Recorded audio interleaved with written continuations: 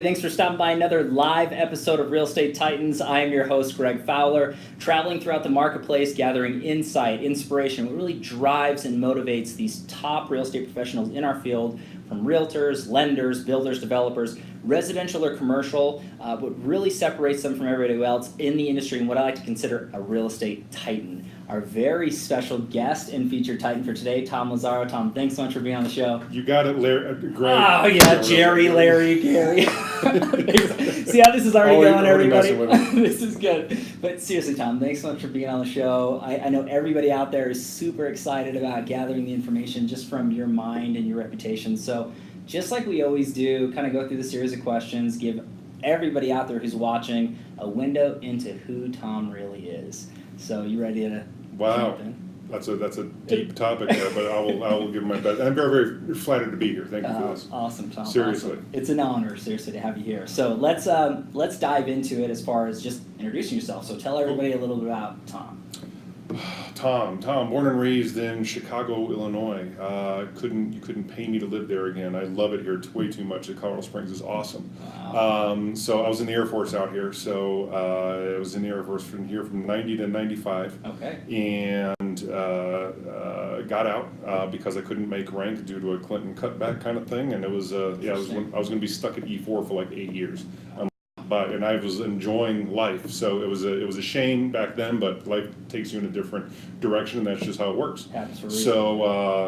So dove back into college and got my degree in industrial design, which is like a marriage of art and engineering. It's designing cups and anything you can think of, chairs, anything that has a form or a shape. But then you hand it off to the engineer.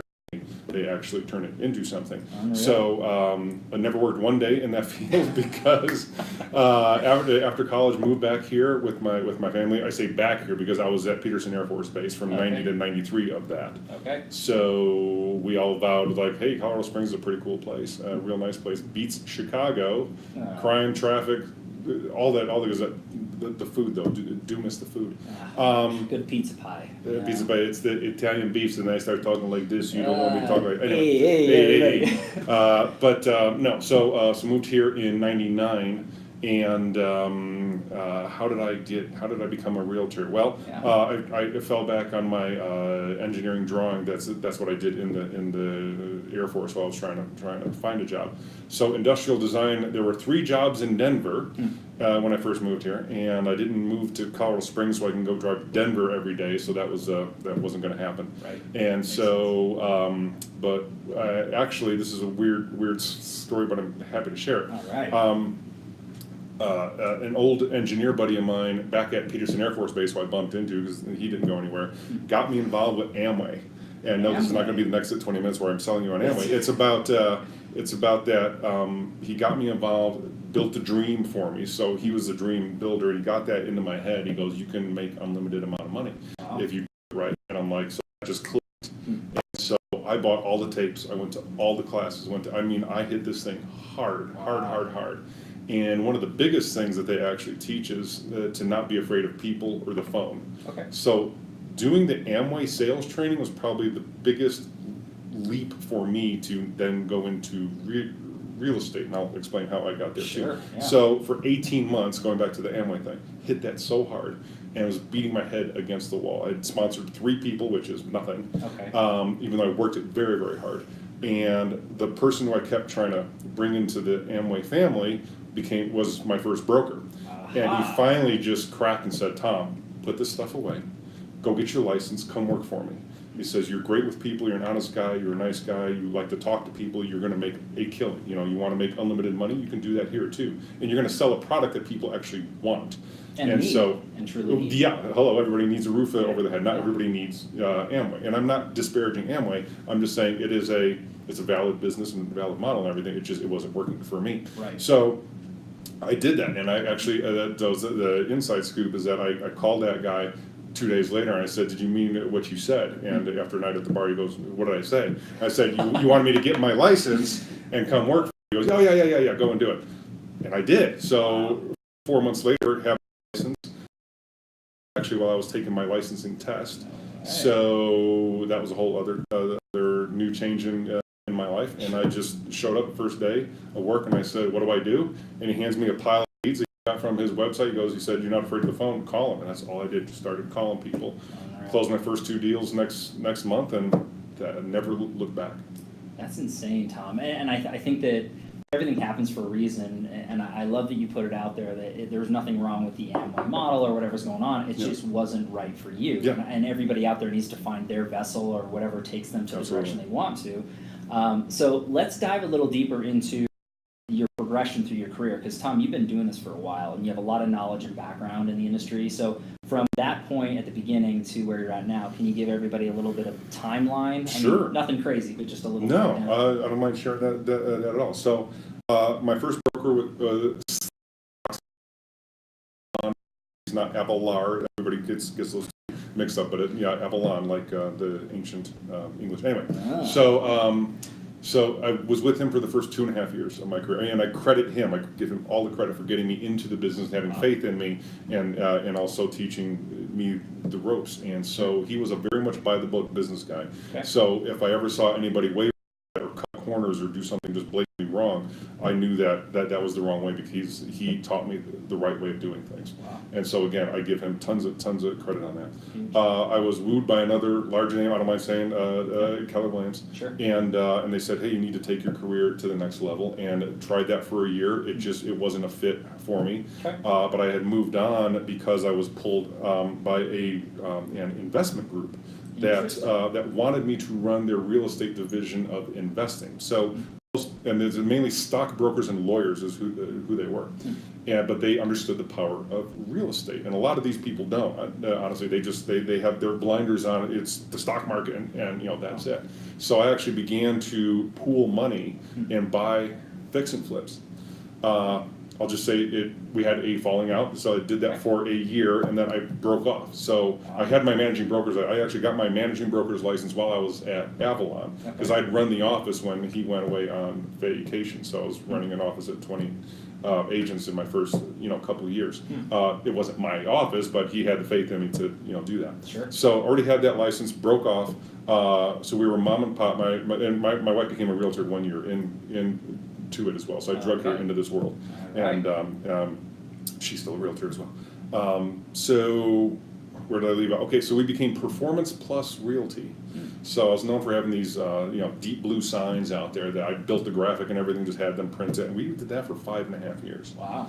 While I was doing that, I began to cultivate my REO business, and so just started talking with certain banks, and then getting my feet in the door, and then talking with more banks and more banks and more banks. And the funny thing is, when you look at the market now, there's like 5 banks left. Back then there were 30, 40, 50 bank clients you could have. There's not those numbers anymore. So it's a totally different world. Okay. So I began to cultivate that. As the market began to, so I was doing this when the market was hot. So in 2004, people weren't thinking about REO. It's just, things kept climbing. That's when I got my foot in the door. So that is one of my mottos is look at what everybody else is doing and do the opposite, to find out. Yeah. Did you hear that? Everybody out there. That's huge advice. Yeah, that's one of my favorite things, and that's exactly what I did. And so got my feet in the right door, so as the market turned and other agents tried to do it, it was already closed. Okay. So I wanted to know what is the next phase of my business. In 2009 and 10, I was closing crazy amount of deals, but I'm always looking for what's the next phase of my business. Right. And it was introduced to me the Sellstate model, and us and a bunch of other REO brokers out there, and a lot of us jumped in on it. And I believe in the model to this day. I'm still here, even though I sold the brokerage this year, which was a great thing. Carrie's an awesome leader, and so life is good. But I ran this office for 9 years, and it was quite the experience. I'll just say, definite pluses, minuses, highs, lows with any business. Sure. And I'll tell you, I learned a lot more things about people and skills, and it was an amazing run. But I'm done with that run, and now I'm actually revamping my REO business model, and making sure that is ready to go, because that next wave is coming. So we're not going to talk about a whole market update here. Not that kind of show, no, everybody. But the next crash is around the corner, and that's that should be obvious to people because real estate always goes up and down. Right. And that downturn is coming. And we may hit really hard here, only because we spike so hard. Right.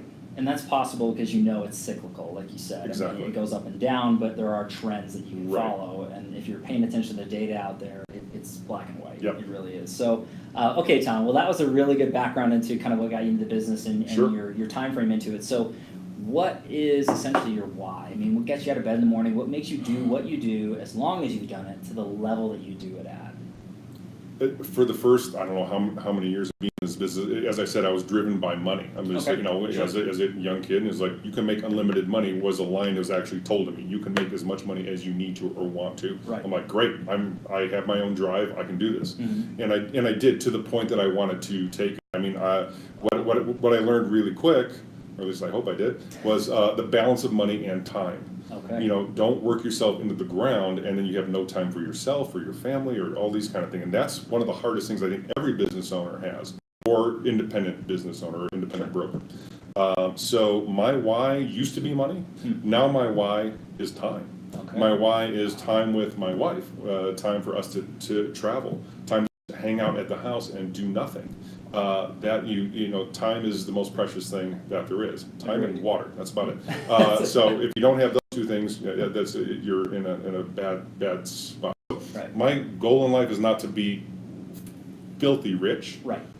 I want that perfect balance where I still have income coming in, but I have plenty of time to do the things I want to do. I think that that's a beautiful testament to the industry of itself, because you can make the money that you want to make, but then have that potential balance of time.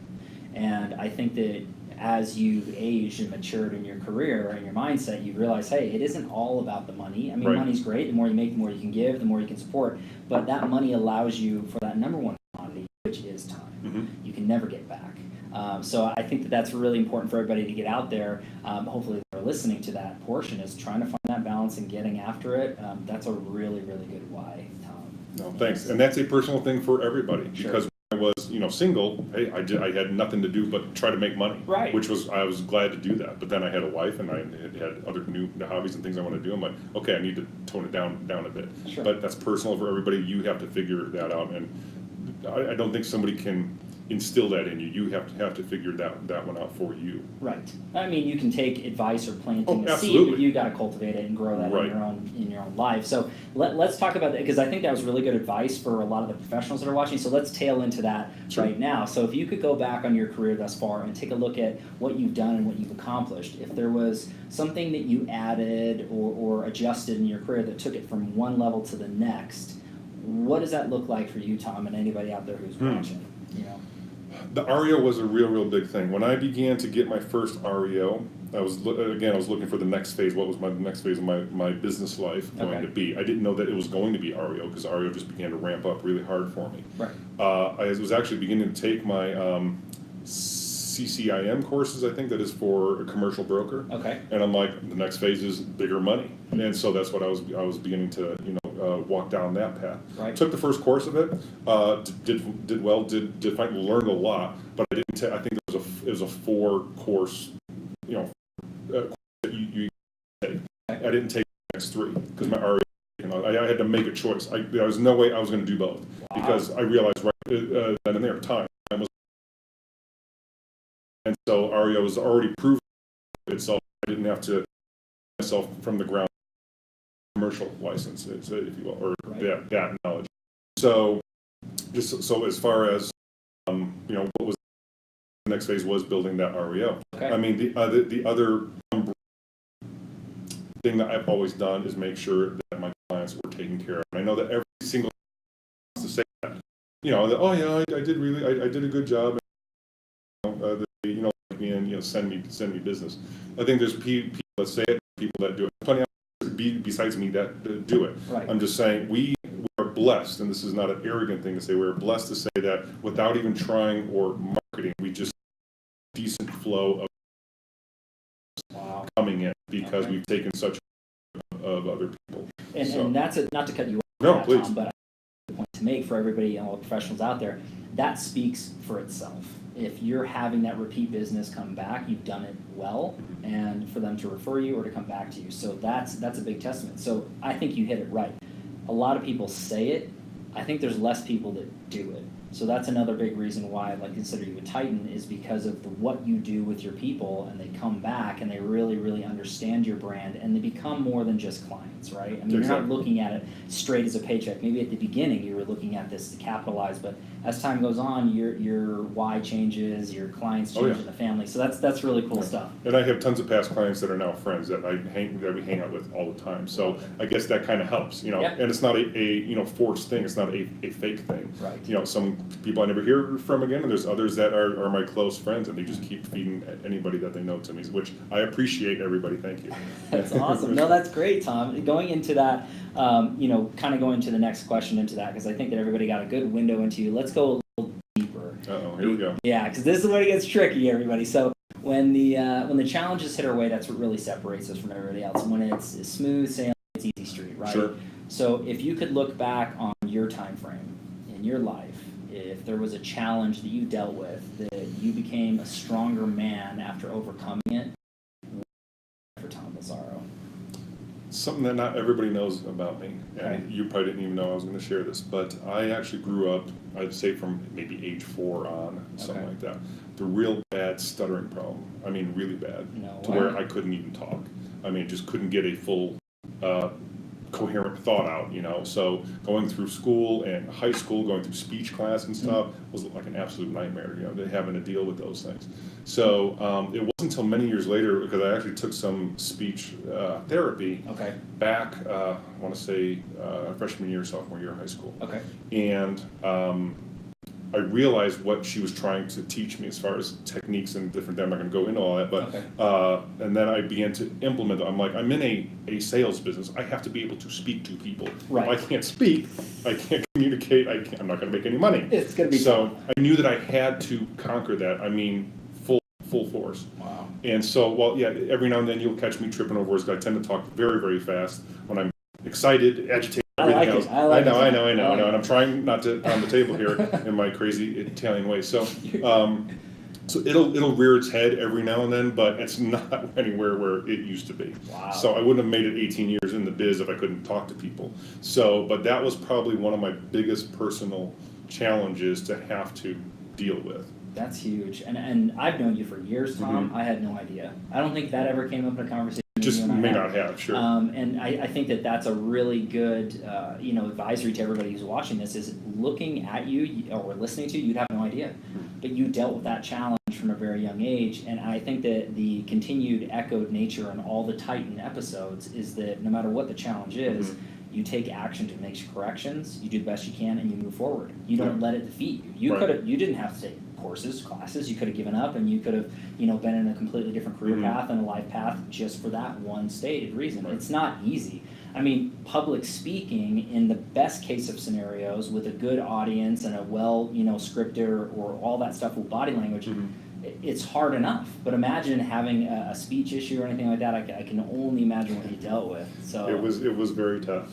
Yeah. It was humbling too. So. And maybe that added to actual. When I talk with somebody on this, they're like, you know what?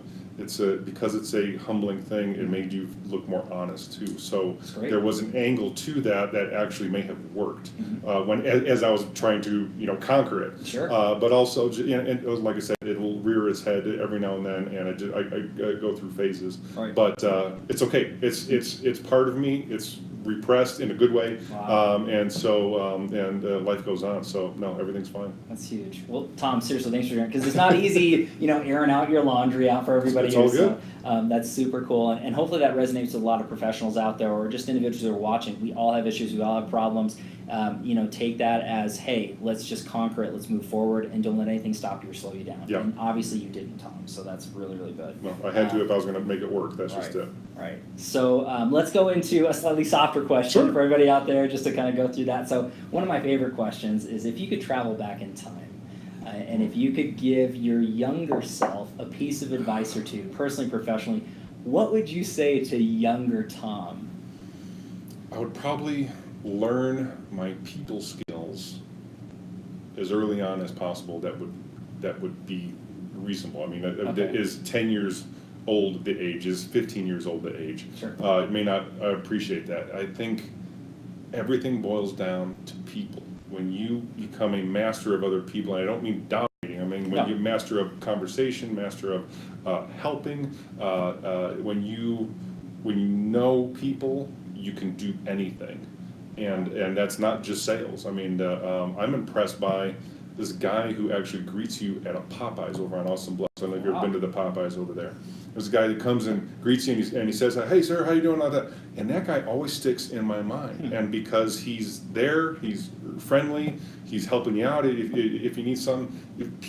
When you have an effect on other people, then that's when you can reap the rewards as well. So if you have the negative angle of that, where you're constantly scamming people or hurting people, right, that builds up too. So it can hurt you in the same way. So mastering people, I would say I would have done it a lot more early on in my life.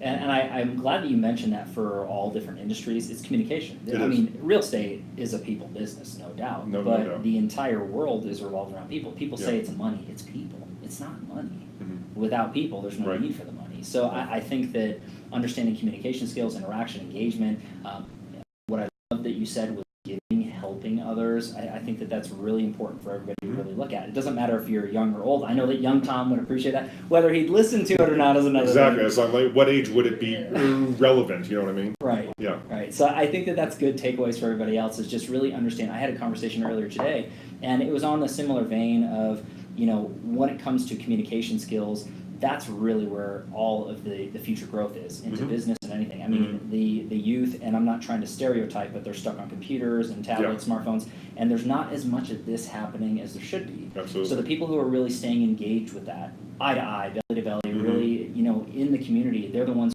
taking the lion's share of any business, because it revolves around people, not the people who are tapping on a keyboard or on a smartphone. No.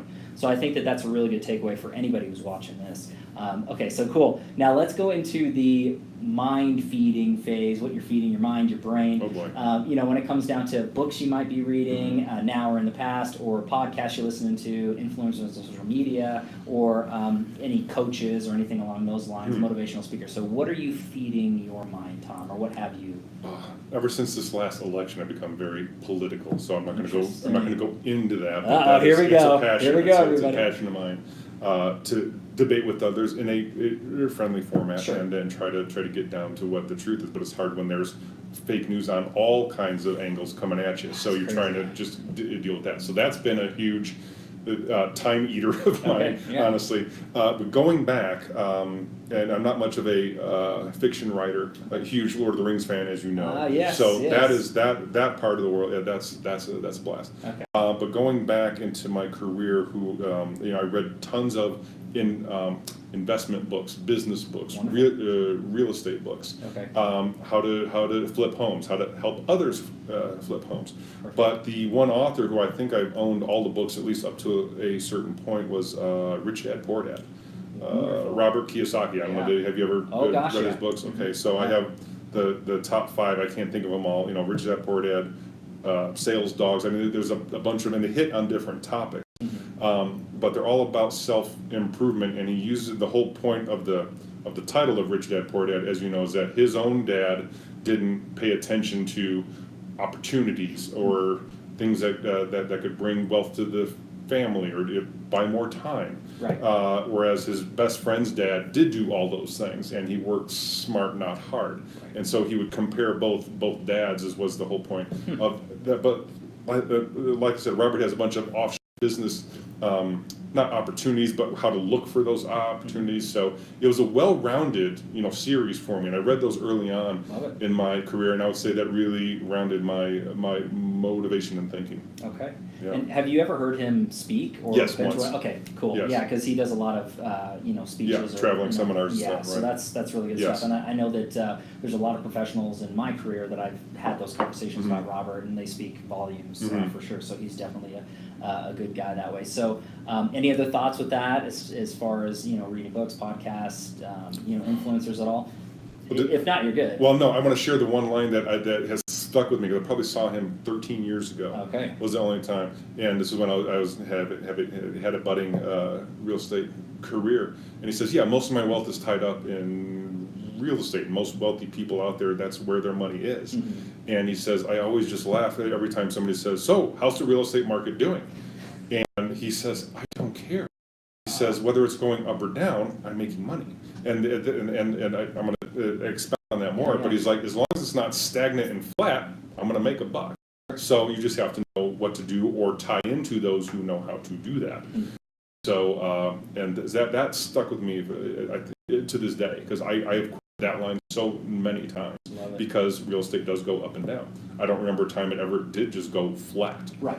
Maybe in a certain microcosm area for a short period of time, but real estate's a very volatile thing. Those are wise words to live by, for sure, and there's a lot of professionals out there that they get that, they really do. And the average consumer, they might not, but there's a lot of truth to that with the real estate market, and the wealth that's in there, up or down, it's there. So, okay, well, I will definitely link those in the comment section below, as far as, different books for Robert Kiyosaki and all those things. So everybody can follow along with what Tom has fed his mind with when it comes down to it. So this has been fantastic. Tons of information and great wealth and knowledge and nuggets for everybody out there. So we'll wrap it up with this, Tom. The last question that we got going on. So if you could take a look at yourself and your brand, and you as a man, as a professional, if you could sum it up into a mantra or a quote that you live by, 1, 2, or 3, however many you want, what does that look like for you and your brand? I think is it a quote by the Marines? It's the adapt and overcome. You have to change with what the world is feeding you. So like with the last crash in the market, right before the crash, we had, I think, close to 6,000 agents, or we were over 5,000 at the very least. In 1 year, we had, for 2 years, we dropped under 2,000. That kind of proves how many people weren't very serious about the career too. But when you can adapt and overcome, again, the market crash. Okay, so what? There's ways to make money. There's ways to adapt and work with that market. So between changing with the market, between having to adapt and overcome a stuttering problem, if you don't change, no matter what the world throws at you, then you're destined to fail. So you have to keep on changing. You have to keep evolving. Wow. This is a deep conversation that we're having out here. I mean, this is so good, Tom. I mean, it really sums up everything that you are, and as a man representing your brand in the community. So, again, thanks so much for being on the show. I want to officially dub you a real estate titan. You definitely are a friend. So thank you, Greg. No, it's been an honor. I remember your name this time. Oh gosh, Chad, Joe, whatever it ends up being. Who knows? But thanks everybody so much for taking the time and your attention on this episode. Really, really appreciate that. Again, live every Tuesday and Friday afternoons, a different titan, a different location. So I just want to thank you again, and we'll catch you guys on the next live episode of Real Estate Titans. Take care.